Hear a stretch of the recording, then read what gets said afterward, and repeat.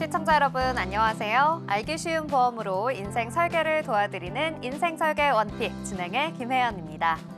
100세 시대를 위한 선택, 살다 보면 겪게 되는 크고 작은 일들을 위한 보험에 대해서 쉽게 알려드리겠습니다. 오늘 인생설계 원픽과 함께 하시면서 하루하루의 생활을 현명하게 설계해 나가는 방법 찾아가 보시죠. 인생설계 원픽 생방송은 유튜브 서울경제TV 검색 후 아래에 나오는 방법을 통해 실시간 스트리밍으로 함께 하실 수 있습니다. 아울러 인생설계 원픽에서 제공하는 정보는 전문가들의 조언일 뿐 해당 보험의 가치나 수익률을 보장하지 않는다는 점 기억해 주시고요. 서울경제TV, 서울경제신문은 당사의 브랜드입니다. 서울경제증권TV, 서울경제TV 손실복구팀과는 무관하며 기타 유사 명칭에 주의해 주시기 바랍니다. 자, 그럼 인생설계 원픽, 오늘도 본격적으로 시작해 보겠습니다. 여러분의 인생을 더욱더 현명하게 설계해 주실 세 분의 전문가님과 함께합니다. 전문가 여러분, 안녕하세요. 안녕하세요. 네, 한 분 한 분 시청자 여러분과 인사 나눠보도록 하겠습니다. 먼저 심두수 전문가님 인사 부탁드립니다. 네, 마음으로 보험을 전하는 심두수 전문가입니다. 네, 마음으로 보험을 전하는 전문가님, 오늘은 또 어떤 마음 보여주실지 기대가 됩니다. 자, 이어서 도경목 전문가님 인사 부탁드립니다. 네, 좋은 보험은 활용이 잘 되어야지만 좋은 보험이라고 생각합니다. 오늘은 내 보험 극한으로 활용하기 도경목입니다. 네, 내 보험을 잘 활용할 수 있는 방법 알려주신다고 하니까요. 여러분도 귀를 쫑긋 세우셨으면 좋겠습니다. 자, 마지막으로 명동일 전문가님 인사 부탁드립니다. 네, 안녕하세요. 아나운서님 그거 아세요? 어떤 거요? 출연하는 전문가님들이 네, 심씨, 도씨, 네. 명씨, 네, 네, 다 희귀성입니다. 그죠? 그러네요. 네. 자, 저희의 이 희귀한 성만큼 네. 어디서도 들을 수 없는 희귀한 정보, 레어한 정보 정말 많이 준비했거든요. 네, 오늘은 여러분들의 보험에 정말 귀중한 정보를 드리는 시간을 가지도록 하겠습니다. 명동일 네. 전문가입니다.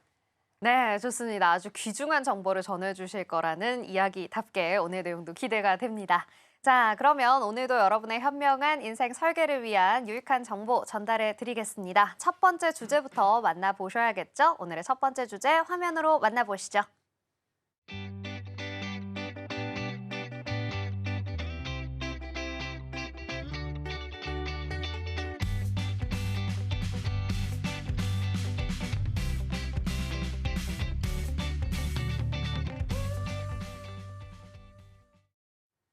네, 오늘의 첫 번째 주제는 바로 암보험입니다.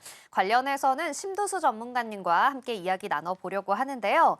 암보험 가입이 좀 어려우신 분들을 위해서 오늘 전문가님께서 다양한 정보 주실 것 같습니다. 자, 전문가님, 오늘 내용 자세하게 소개 부탁드립니다. 네, 많은 분들이 암보험을 가지고 계신데 정확하게 암보험에 대해서 모르시는 분들이 많아서 암보험에 대해서 준비를 했습니다. 화면 통계를 보시게 되면 암 발병률이 무려 우리나라의 국민의 3분의 1을 차지하고 있는데요. 남성의 경우 5명 중에 2명, 여성의 경우 3명 중에 1명에게 발병을 하고 있습니다. 이렇게 높은 발병률을 보이고 있는 암이지만 의료기술이 지속적으로 발전되고 면역 항암제뿐만 아니라 표적 항암제 같은 새로운 치료 방법도 생겼죠. 그 결과 과거에는 약 40% 정도 불과했던 생존율이 현재는 70%, 80%까지 증가되어 많은 환자분들이 완치 판정을 받고 있습니다. 그만큼 의료기술이 발전되어 치료만 잘 받으신다면 생존 가능성도 상당히 높다는 것입니다. 네, 이 생존율이 높아지기는 했지만 그래도 여전히 많은 분들이 좀 암에 걸리고 계신다라는 것 같은데요. 그런데 사실 암 치료를 하려면 비용이 굉장히 많이 들 것 같습니다. 어떤가요, 전문가님? 네, 대부분 암 걸리시게 되면은 치료비 걱정 많이들 하시겠죠. 그런데 혹시 산정특례라고 들어보셨을까요? 암에 걸리시면 병원에서 건강의료보험공단에 산정특례라는 제도를 신청해 주는데요. 암 같은 경우 최소 30일, 최대 5년이라는 기간을 주고 이 기간 동안 5에서 10% 정도만 본인 부담금만 지출하시면 되는데요. 단 소득 단절이 있을 수 있고 산정특례를 보장해 주는 건 대부분 급여 부분만 해당이 되시니까 뭐 비급여 치료를 받았을 경우 치료비가 좀 가중이 될 수 있다 보시면 되시고 그래서 암보험을 준비하시면 암보험을 좀 준비를 좀 하시면 좋겠습니다. 네, 그렇군요. 사실 질문 드렸던 것처럼 이 암을 진단받은 사실 자체도 무서운데 이 어마어마한 치료 비용까지 부담을 하려고 하면 정말 가계 부담이 더욱더 커질 거라는 생각이 듭니다. 그런데 거기에 소득까지 단절된다라고 하니까 더 아찔한 느낌이 드는데요. 제가 질문 하나 드리겠습니다. 네. 만약 아나운서님이 암 진단금을 받게 되면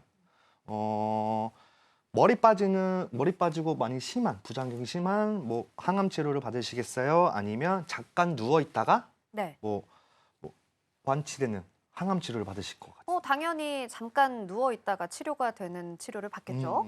네, 암 환자라면 모두가 꿈에 그리는 치료이지 않을까 싶습니다. 뭐 2년 전부터 우리나라에서도 이 치료가 가능해졌다는 건데요. 뭐 암세포만 파괴할 수 있는 중입자 치료로 통증 및 후유증이 없는 치료로 알려지고 있습니다. 네, 그렇죠. 이 꿈의 치료라고 불리는 중입자 치료. 그런데 이 중입자 치료로 완치가 되신 분들도 계신가요?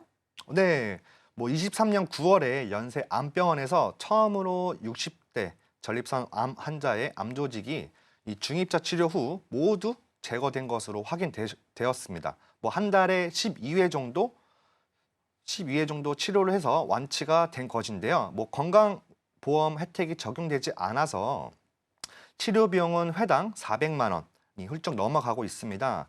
뭐 중입자 치료는 혈액암을 제외한 모든 고형암이 대상이지만 암의 병기나 뭐 전이된 상태에 따라 적용할 수 없는 경우도 있다고 합니다. 많은 분들이 치료를 받고 싶어 하지만 건강보험의 혜택이 적용되지 않아 모든 금액을 전부 부담해야 하는 금전적인 문제가 있습니다. 암 환자 중증 질환 산정 등의 혜택도 비급여 제외되므로 중입자 치료는 해당되지 않습니다. 네, 굉장히 금액이 높은데 건강보험이 적용되지 않는다라고 이야기를 해주셨습니다. 이 중입자 치료, 그럼에도 불구하고 우리 꿈의 치료라고 불리는 이유가 있겠죠? 조금 더 자세히 설명해 주시면 좋겠습니다. 네, 뭐 중입자 치료란 탄소 입자를 이용한 방사선 치료의 하나의 기존 방사선 치료에 비해 뭐 두 배에서 3배 정도 높은 치료 효과로 부작용이 적은 난치암을 극복하기도 좋다고 합니다. 뭐 중입자 치료는 바로 항암 방사선 약물 치료비에서 보장을 해주는데요. 항암 방사선 약물 치료비의 특약은 실손 보장, 즉 실제 발생한 병원비의 금액이 아닌 정액 보상으로 가입되어 있는 금액을 지급합니다. 뭐 실제 병원비가 500만 원이 나왔다 하더라도 3천만 원이 가입되어 있으시면 3천만 원 전액 지급이 되시고요. 뭐 제2의 암 진단금이라고 해도 무방합니다. 뭐 항암 방사선 약물 치료비 특약은 뭐 1세대, 뭐 최신 치료이든 약물이나 방사선이란 이름이 들어가는 치료이면 무조건 지급하는 특약이고요. 면역 항암제의 경우 평균 5천만 원 이상의 비용이 발생하고 양성자 방사선 평균 3천만 원.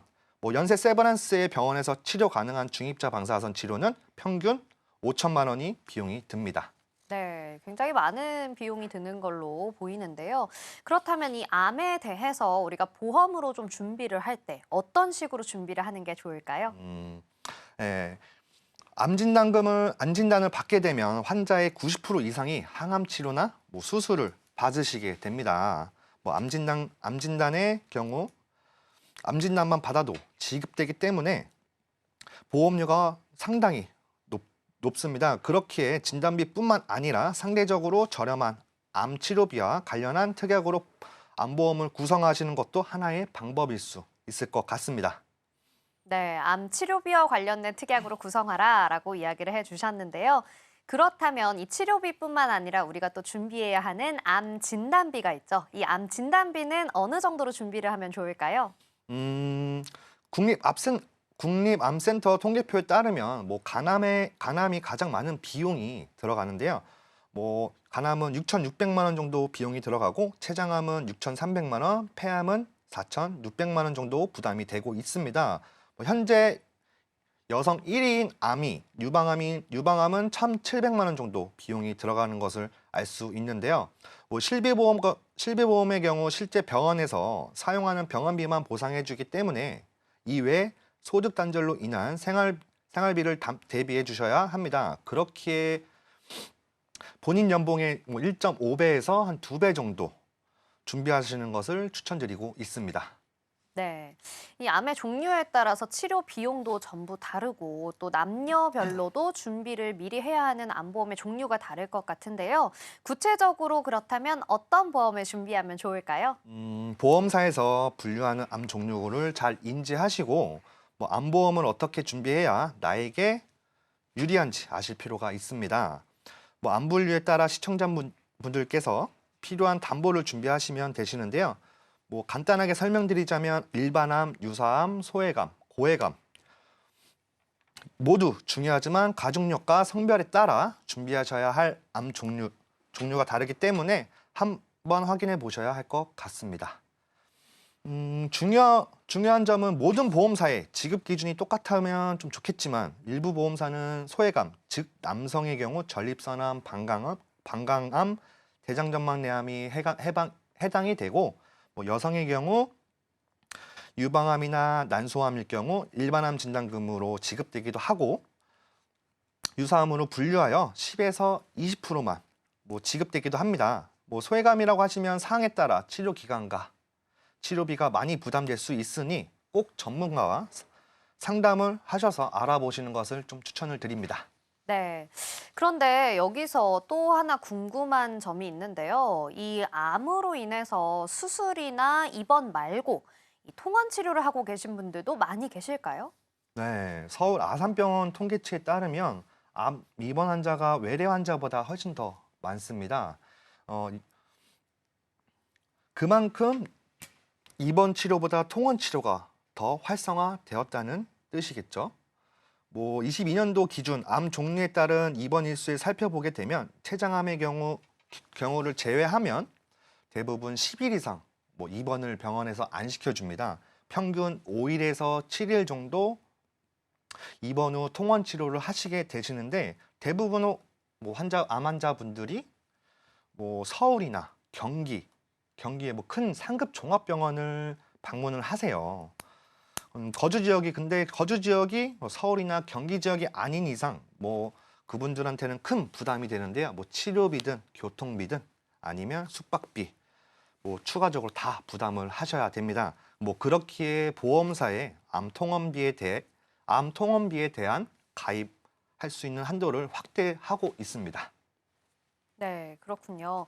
그렇다면 이 암 치료를 위해서 통원을 할 때를 대비할 수 있는 보험도 있을까요? 그럼요. 암보험 준비하시면서 암 통원 특약을 추가하시면 되는데요. 통원 1회당 50만 원에서 100만 원까지도 가입을 하실 수가 있습니다. 대신 암의 직접적인 치료로 인한 통원 시에만 보험금이 지급받으실 수 있기 때문에 단순 검사나 정기 검사 방문하실 때는 지급받으실 수가 없습니다. 네, 그렇군요.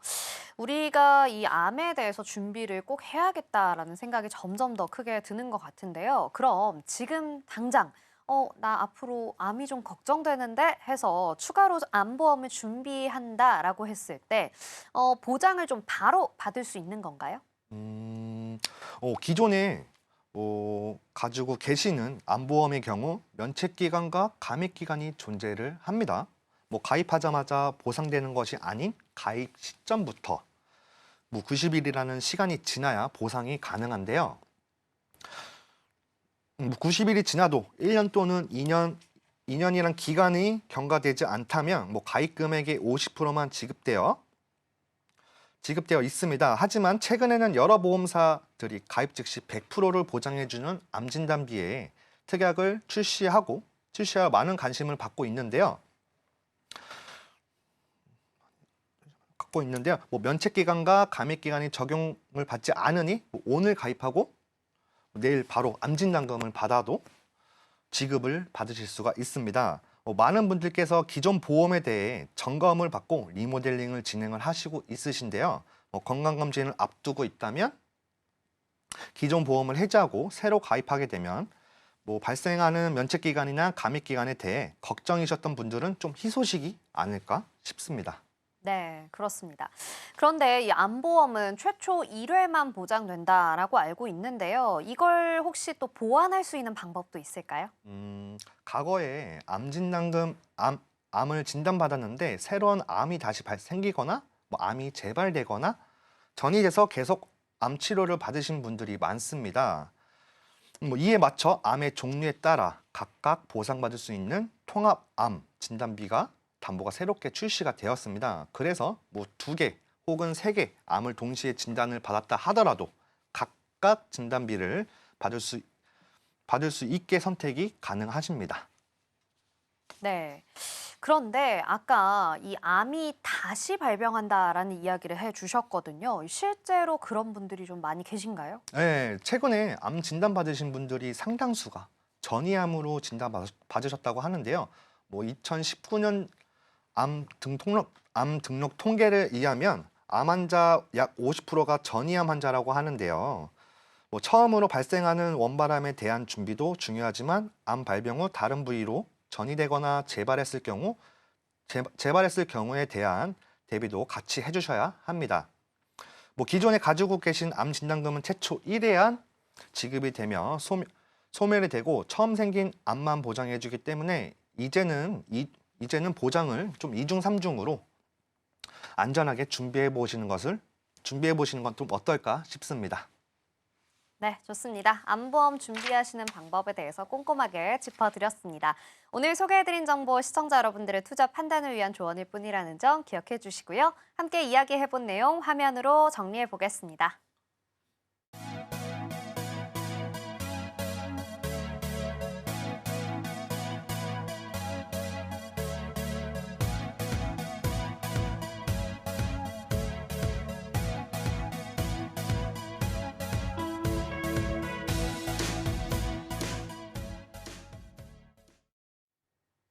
네, 암보험에 대해서 알아봤는데요. 우리 시청자 여러분들이 암보험 준비하실 때 더욱더 꼼꼼하게 잘 준비하실 수 있지 않나 싶습니다.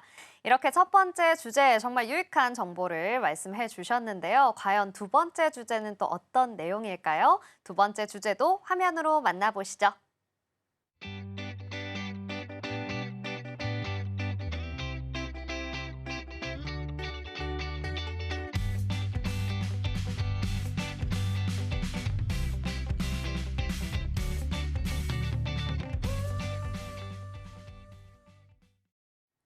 네, 오늘의 두 번째 주제는 장기 요양 보험입니다.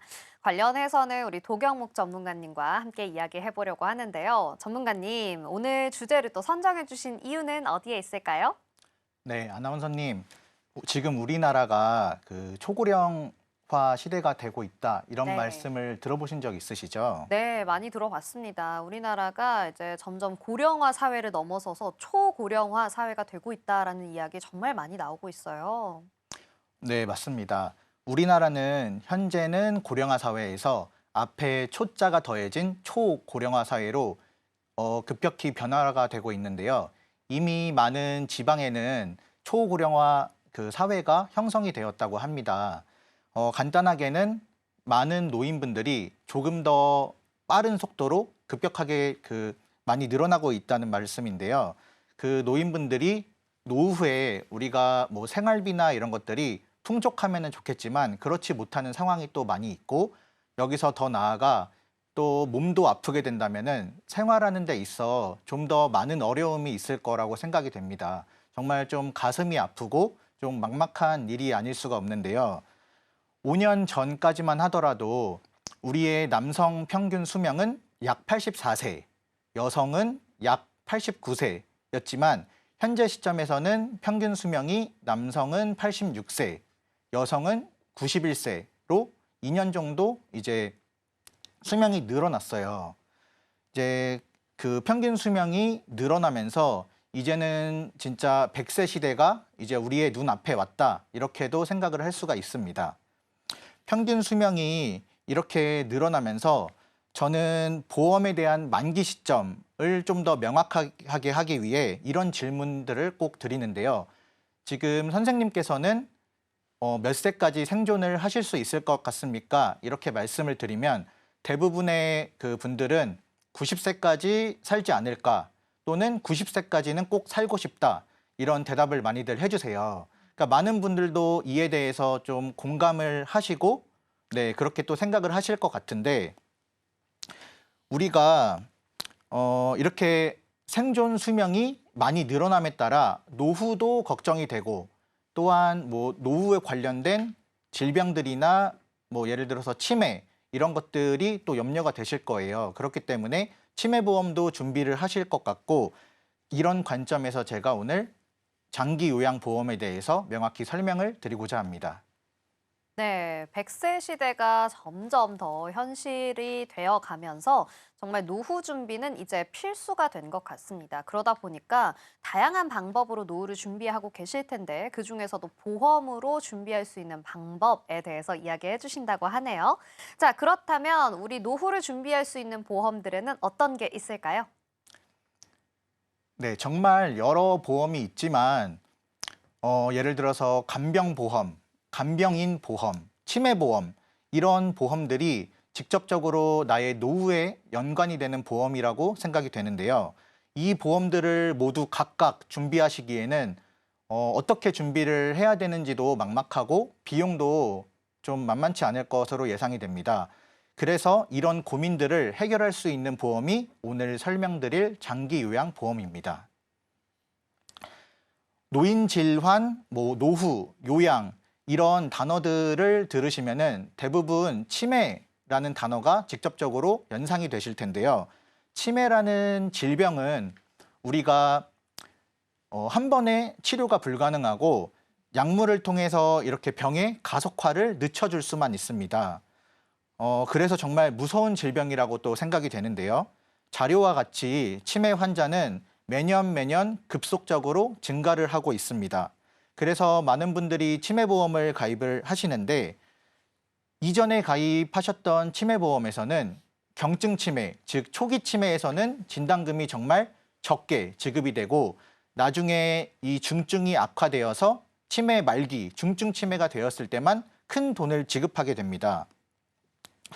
이때 그 치매보험은 치매 환자분들은 초기에 중증 치매로 바로 진단을 받는 경우는 거의 없다고 보셔도 되는데 보통은 경증 치매가 일반적으로 뭐 3에서 5년 또 여기서 초기에 관리를 잘 하시게 된다면은 뭐 5년 이상 더 이렇게 유지를 하실 수가 있고 이외 반면에 또 갑자기 급격하게 치매가 경증에서 중증으로 이렇게 악화가 되는데 이럴 경우에 우리가 돈을 그 보험금을 지급을 받게 된다면은 그 시점은 너무 오랜 기간 동안 우리가 기다려야 되고 그 기간 동안에는 삶에 있어서 좀 많은 좀 불안한 그런 점들이 있을 것 같습니다.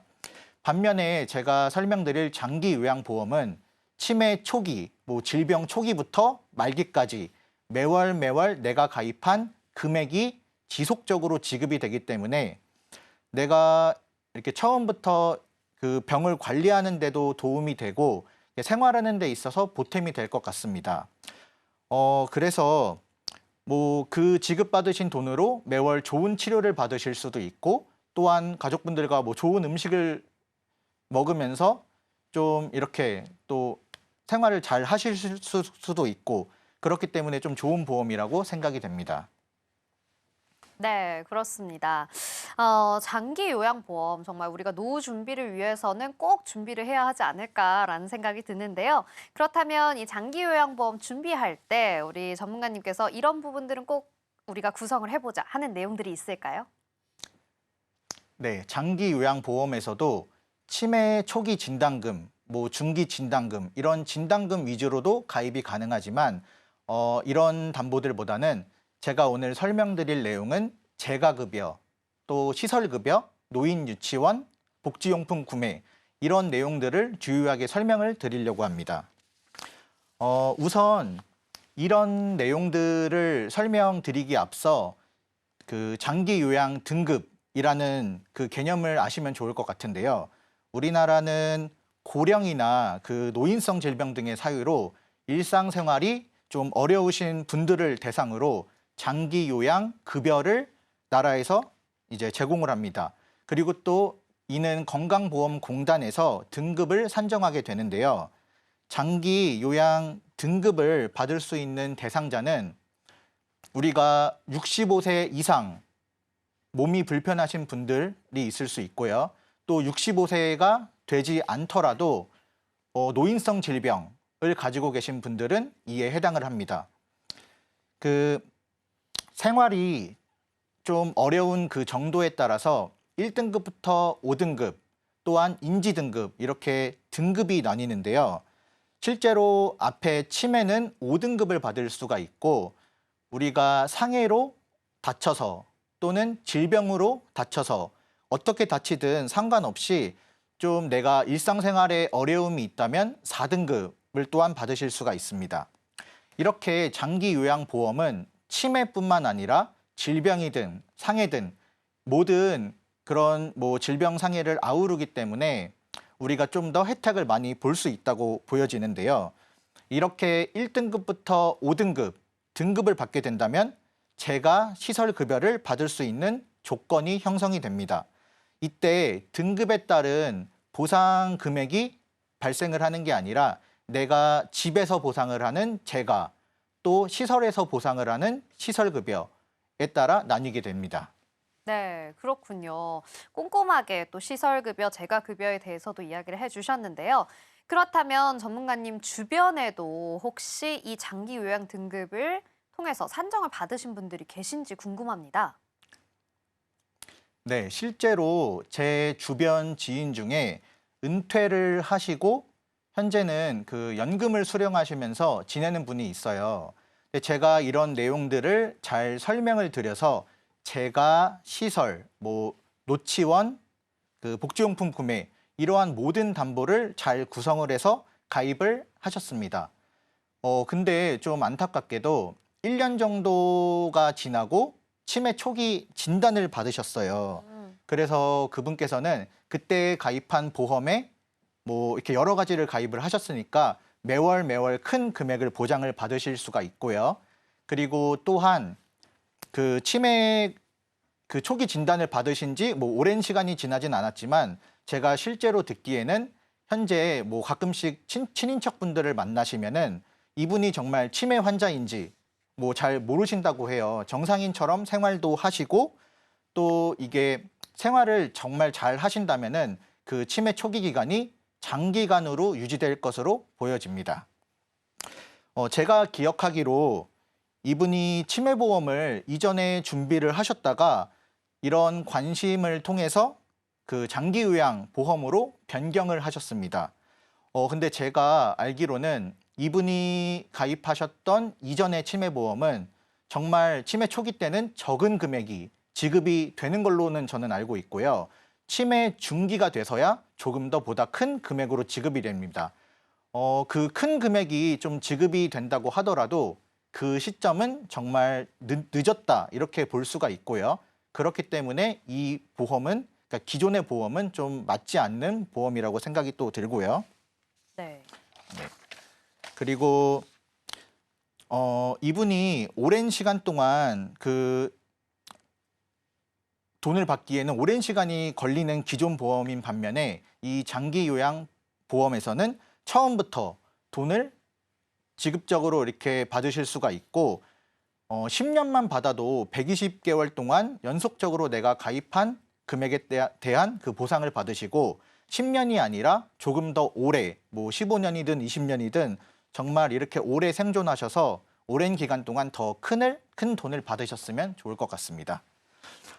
또 이렇게 앞서 말씀드렸듯이 제 주변 지인분인 그 치매 환자뿐만 아니라 우리가 겨울철에 길 가다가 넘어져서 크게 상해로 다친다든지 또 아니면은 이렇게 노인성 질환뿐만 아니라 뇌질환 환자나 기타 또 다른 그런 질병을 통해서도 집에서든 시설에서든 요양을 하게 된다면은 그거에 대한 보상을 또 받을 수 있으니 이 점 또한 좋다고 볼 수가 있겠습니다.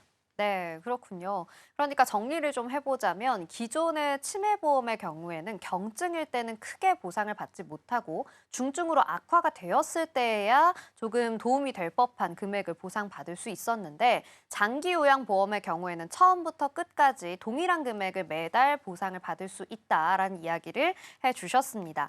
자, 그런데 제가 이야기를 쭉 듣다 보니까요, 좀 궁금한 게 생겼습니다. 지금 재가급여, 시설급여 이렇게 좀 종류를 다양하게 이야기해 주셨는데 대체 어떻게 해야 내가 보장을 받을 수 있는 건가 이런 의문들이 좀 생기실 것 같은데요. 이 부분도 자세히 좀 설명해 주시죠. 네, 재가 급여를 받기 위해서는 먼저 요양 등급을 받으셔야 하는데요. 그리고 또 재가 서비스를 꼭 이용해야지만 보상이 됩니다. 재가 서비스는 가정에서 우리가 생활하는데 불편함이 있는 것들을 좀 나은 서비스를 제공하면서 이것들을 해소해 주는 건데요. 기본적으로 뭐 방문 요양, 방문 목욕, 또 주간 보호, 뭐 간병, 복지용품 구매 이러한 서비스들이 존재합니다.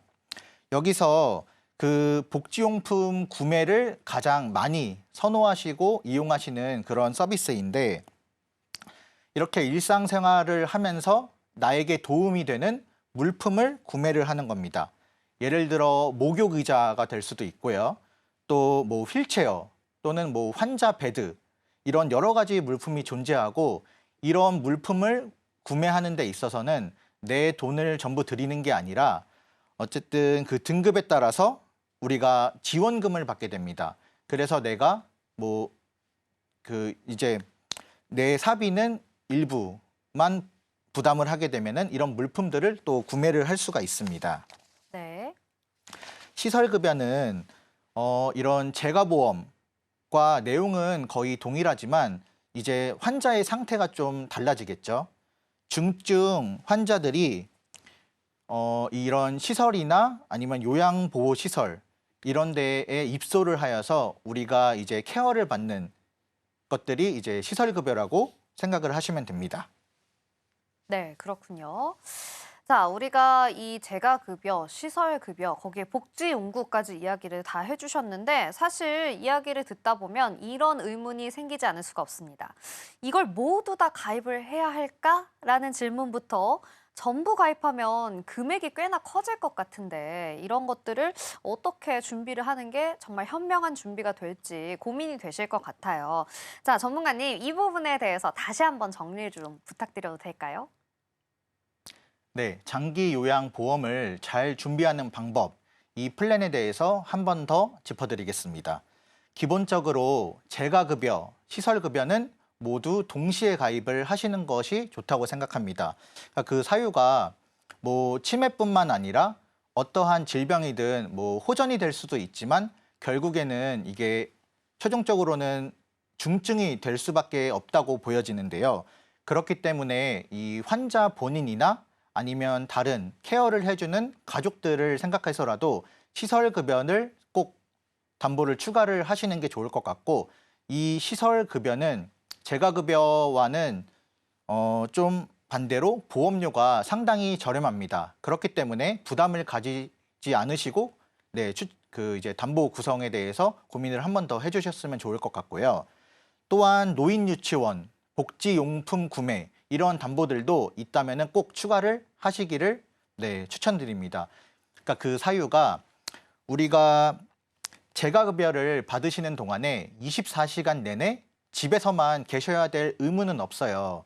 뭐 주간에 주간보호센터나 뭐 노인 유치원이나 이런 그 시설들을 이용을 할 텐데 그렇게 되면은 어쨌든 내가 중복적으로 보상금을 또 받으실 수가 있는 거고 앞서 말씀드렸듯이 그 복지용품 구매는 가장 많은 분들이 이용을 하는 서비스이기 때문에 결국에는 여러 그 환자분들이 또 이용을 할 것으로 예상이 되기 때문에 이 또한 또 같은 보상을 추가적으로 받으시면 좋을 것 같습니다. 이 오래된 치매보험은 그 납입이 완료가 된다면은 내가 냈던 원금에 대해서 일정 그 원금 이상을 다 환급을 받으실 수 있다고 생각이 되는데요. 그러한 보험들은 환급이 잘 되는 사유로 보상이 현저하게 낮습니다. 그러니까 그러한 이전의 치매 보험들은 잘 유지를 하시고 추가적으로 이런 장기 요양 보험을 준비를 하셔서 이제는 내 노후를 위해 말씀드린 올인원 플랜으로 장기 요양 보험 준비를 선택이 아닌 필수적으로 하시길 권유드리겠습니다. 네, 좋습니다. 오늘 소개해드린 정보 시청자 여러분들의 투자 판단을 위한 조언일 뿐이라는 점 기억해 주시고요. 오늘 함께 이야기해본 내용 화면으로 정리해 보겠습니다.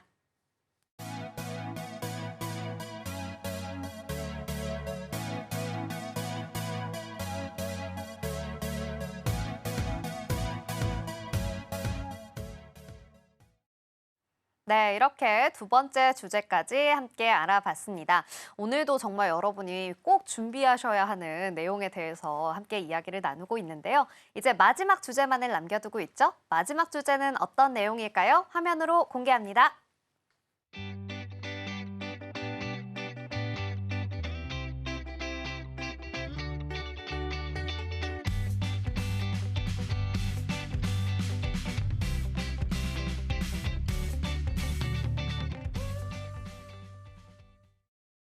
네, 마지막 주제는 바로 운전자 보험입니다.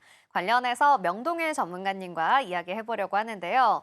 전문가님, 오늘은 네. 또 운전자 보험이란 주제를 가지고 네. 와주셨어요. 어떻게 이 주제 선정해 주셨을까요? 자, 아나운서님 혹시 운전하세요? 네, 합니다. 네, 운전하시다가 혹시 사고 나시면 제일 먼저 생각나는 게 뭐예요? 아, 수리비 아, 그쵸. 어떡하지? 네. 라는 생각이 들죠. 그렇죠. 네. 예, 아, 큰일 났다. 네. 그러면서 이제 자연스럽게 따라오는 게 보험이 그렇죠. 생각이 날 텐데 네. 대부분의 분들은 이제 사고가 나면은 자동차 보험을 먼저 생각을 하세요. 네. 아직까지는. 그런데 이제는 자동차 보험뿐만 아니라 이 운전자 보험까지 같이 생각이 나셔야 됩니다. 근데 아직도 이 자동차 보험과 운전자 보험의 차이를 제대로 모르시는 분들이 있는 것 같아서 그래서 운전자 보험을 준비를 해봤습니다. 네, 네. 그렇군요. 사례로 이야기해 주시니까 저도 아. 굉장히 잘 와닿는데요. 운전자 보험과 자동차 보험, 사실 이야기는 많이 들어봤는데 이게 정확하게 어떻게 다른 건지 그 차이점이 좀 어렵더라고요. 그쵸. 네, 이 두 가지의 차이점을 좀 설명해 주세요. 자, 일단 두 가지를 비교해서 설명을 드릴게요. 여러 가지 이제 다른 부분들이 있는데 첫 번째로 이제 보장을 해주는 기본 내역이 자동차 보험 같은 경우는 이제 상대방에게 준 피해 이런 것들을 보상을 해주는 보험이다라고 보시면 되고 운전자 보험은 내가 입은 피해를 보상을 해주는 보험이다라고 보시면 됩니다. 그리고 자동차 보험에서 보장이 되지 않는 뭐 형사적 책임이라든가 아니면 벌금 부분에 대해 보장을 해주는 게 운전자 보험이다라고 보시면 될 것 같고요. 두 번째로 이제 가입 사항은 여기서 좀 이제 틀려요. 네. 왜 자동차 보험을 기억을 많이 하시고 의존도가 높은데 운전자 보험이 상대적으로 이제 그 잘 모르시는 이유가 자동차 보험 같은 경우는 의무 가입이에요. 그죠? 그렇죠. 그래서 우리가 사실 이제 정말 차 사고 중에 큰 사고로 보는 게 무보험 차량이라고 사고 났을 때. 그죠? 아찔합니다. 정말 이게 사고를 낸 사람도 큰일이지만 사고를 당한 사람도 굉장히 어려움에 빠질 수 그렇죠. 있거든요. 근데 운전자 보험을 가지고 계신다라고 하면은 그러면 또 보장이 가능해요. 그래서 의무로 가입해야 되는 자동차 보험과 운전자 보험은 내가 개인으로 준비를 해야 된다는 보험이라는 차이점이 좀 있고요. 그다음에 책임 보상 부분은 자동차 보험은 민사적인 부분에 책임을 해준다라고 보시면 되고 운전자 보험은 벌금과 형사적인 부분에 대해 그 보장을 해준다라고 보시면 됩니다. 네. 그리고 이 보험 가입 형태도 좀 틀려요. 아까도 말씀드렸지만은 운전자 보험은 1년마다 의무로 보험을 가입을 해야 되는 거고, 자동차 보험이. 네네. 자동차 보험이 1년마다 의무로 필수 가입을 해야 되는 거고, 운전자 보험은 우리 개인 보험처럼 네. 납입 기간을 딱 정해놓고 만기가 정해져 있는 그런 보험이다라고 보시면 될 것 같습니다. 네, 그렇군요. 네. 이렇게 좀 자세하게 두 가지를 비교해서 설명을 해주시니까 차이점이 더 잘 느껴지는 것 같습니다. 자, 그런데 사실 우리가 사고 중에서도 가장 걱정이 되는 게 있어요. 그쵸. 바로 네. 12대 중과실 교통사고라고 하는 맞습니다. 건데요. 우리 시청자분들을 위해서 전문가님이 12대 중과실 교통사고를 좀 설명해 주시면 좋겠습니다. 자, 이 12대 중과실 사고는 말 그대로 굉장히 뭔가 큰 사고처럼 보이죠. 네. 12가지의 사고를 얘기를 하는 건데 첫 번째로는 이제 신호 위반이 있고요. 그다음에 횡단보도에서 사고 그리고 뭐 앞지르기, 끼어들기 위반, 그다음에 보도 침입, 침범, 그리고 음주 사고, 뭐 속도 위반, 어린이 보호 구역에서 사고 이런 것들이 이제 12대 중과실 사고에 포함이 되는 것들이거든요. 네. 자, 근데 이 것들을 12대 중과실을 자동차 보험에서는 보장이 안 되지만 운전자 보험에서는 보장을 해준다는 거예요. 그렇군요. 근데 이 12대 중과실 그 사고 중에서도 보장이 안 되는 것들이 존재를 합니다. 자, 여기 12대 중과실 사고에서는 일단 운전자 보험에서 보장이 안 되는 거는 음주, 무면허, 뺑소니 사고 시에는 보장이 안 되거든요. 네. 자, 보험이 그런 게 있어요. 여기는 여담이지만 네. 운전자 보험은 이 12대 중과실 사고에서 음주나 무면허, 뺑소니 사고를 보장을 안 해주는 것처럼 상해 관련된 특약들 있잖아요. 네네. 자, 만약에 아나운서님이랑 저랑 얘기를 네. 나누다가 감정이 격해져서 네. 싸웠어요. 저랑 전문가님이요? 저랑, 네. 누가 이길지 모르겠습니다. 네네. 싸웠어요. 그러면 서로 이제 상해를 입었잖아요. 그렇죠. 그러면 이거를 만약에 보험회사에 치료를 하고 청구를 하면은 보험금을 받을 수 있을까요? 상해가 안 된다고 하셨으니까 안 되는 거 아닐까요? 그렇죠, 맞습니다. 네. 그래서 보험은 그러니까 상해 사고 같은 경우는 이제 급격히 외래성 이런 것들이 충족이 돼야 되기 때문에 우연히 일어난 사고가 아닌 것들에 대해서는 보장을 안 해주거든요. 근데 운전자 보험에서는 12대 중과실을 보장을 해주는 건 맞지만 앞서 얘기했던 음주, 무면허, 뺑소니 사건에 대해서는 보장을 안 해주기 때문에 사실 이거는 하면 안 되는 당연하죠. 거예요. 네. 그래서 절대 운전하시는 분들은 이 세 가지 하시면 안 됩니다. 그래서 네. 보장이 되지 않는다는 것도 명확하게 기억을 좀 해주셔야 합니다. 네, 그렇군요. 12대 중과실에 대해서도 잘 이야기해 주셨습니다. 자, 그러면 결국에는 이 자동차 보험은 차에 가입을 하는 그렇죠. 것이고 운전자 보험은 운전자인 나에 대해서 좀 보장을 해주는 것이다라고 정리해 볼 수 있겠는데요. 네. 운전자 보험, 나 혼자만 보장을 받는 건가요? 운전자 보험은 개인 보험이기 때문에 당연히 이제 본인이 우선적으로 받는 보험이다라고 네. 보시면 되는데, 근데 이제 특약 안에 네. 교통사고 처리 지원금이라는 게 있어요. 오. 요거는 이제 상대방을 보장을 해주는 특약이라고 보시면 되고요.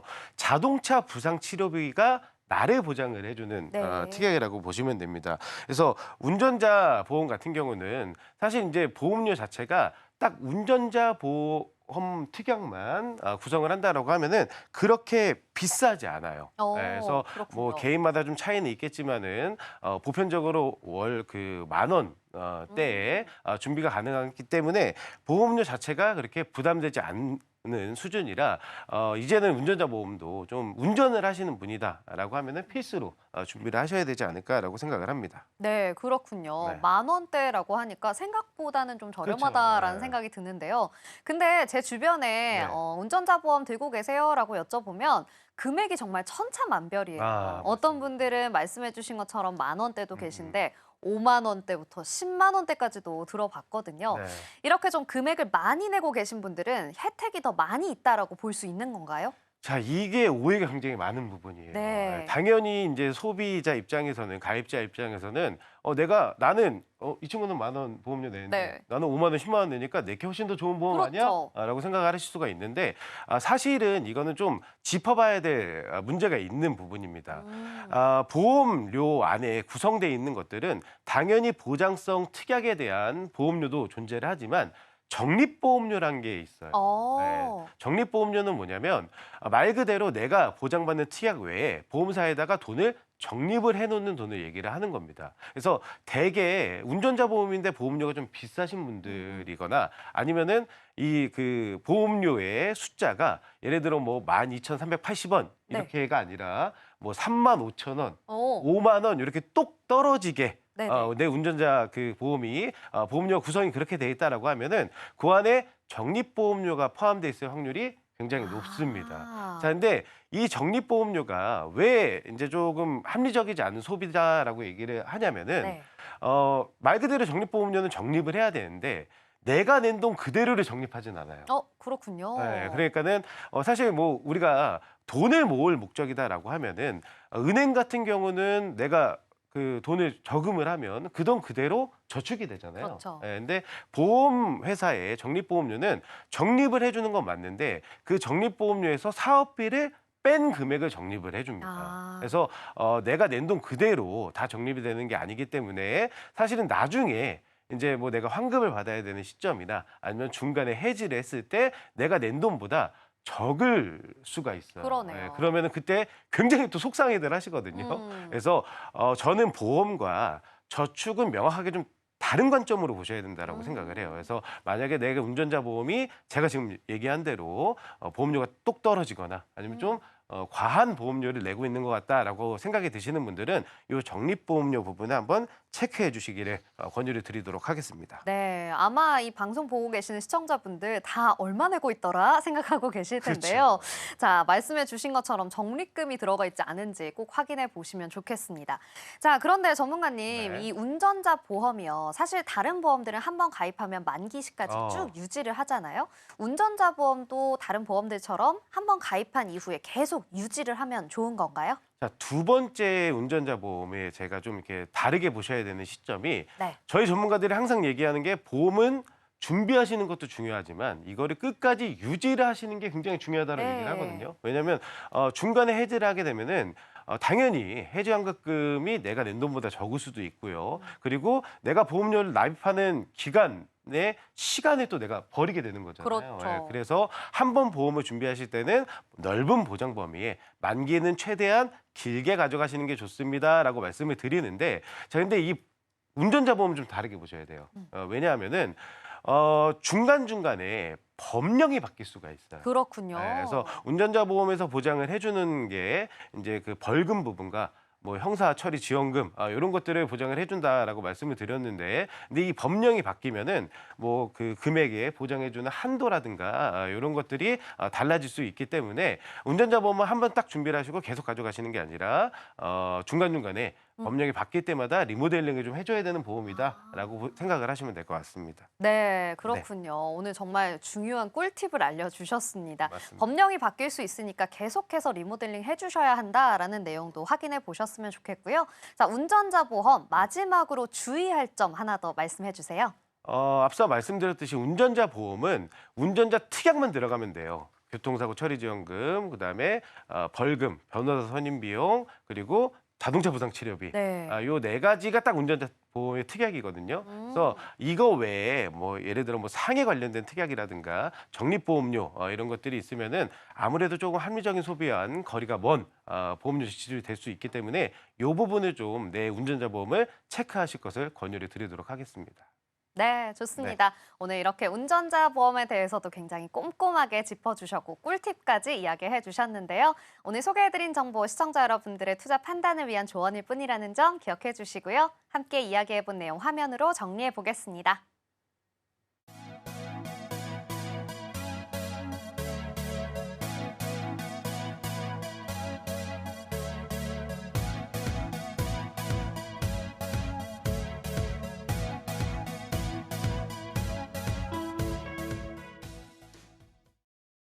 네, 오늘도 이렇게 세 분의 전문가님과 함께 유익한 정보들 전달해 드렸습니다. 자, 인생설계 원픽에서 제공하는 정보는 전문가들의 조언일 뿐 해당 보험의 가치나 수익률을 보장하지 않는다는 점 기억해 주시기 바랍니다. 오늘 방송은 서울경제TV 홈페이지와 서울경제TV 유튜브 채널을 통해 다시 보실 수 있습니다. 인생설계 원픽, 오늘 저희가 준비한 내용은 여기까지입니다. 시청해 주신 여러분 고맙습니다.